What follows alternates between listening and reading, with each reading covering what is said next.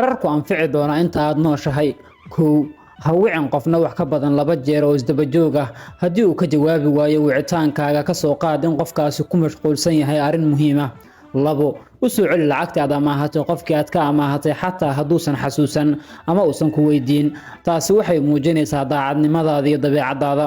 3, marnaba ha dalban cuntada qaaliga ee ku qoran menu-ga buugga cuntooyinka maqaayadaha marka qofku qaadayo cuntada. 4, ha weydiin dadka su'aalo laga fiican yahay sida weli ma guursan miya, carruur ma dhalin miya, maxaad gaari u iibsan weyday, maxaa guri u iibsan weyday. Ilaahay ka cabso, kuwani maaha arrimo ku quseeya.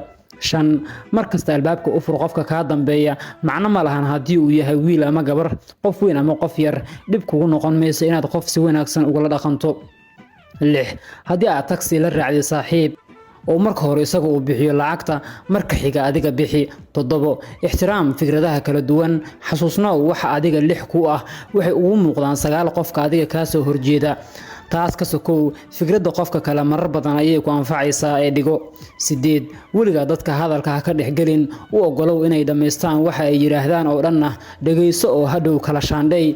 9, haddii aad qof ku dheeldheesho oo aad aragto inuu dhibsanayo ka jooji, mar dambana ha samayn sidaas. 10, ku dheh mahadsanid qofka ku caawiya. 11, meesha la buuxo qofka ku amaan, meesha gaarka ahna dhaliishiisa ugu sheeg. 12, marnaba ma jirto sabab looga faaloodo miisaanka qofka, kaliya ku dheh waxaad u muuqataa mid cajiib ah.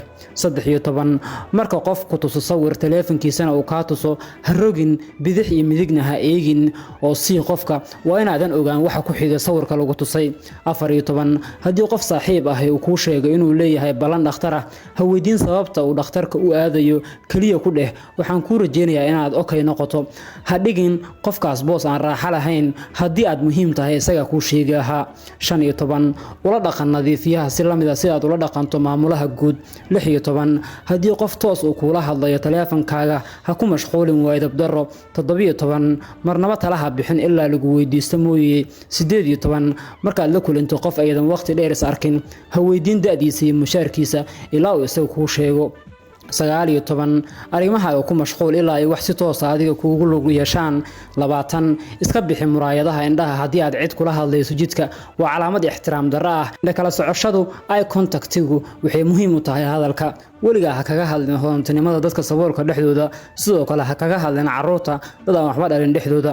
22, markii aad wax wanaagsan qof ku soo gudbiyo ama kuu qoro, baro inaad tiraahdid waad ku mahadsan tahay sidaad igu soo gudbiso fariintan.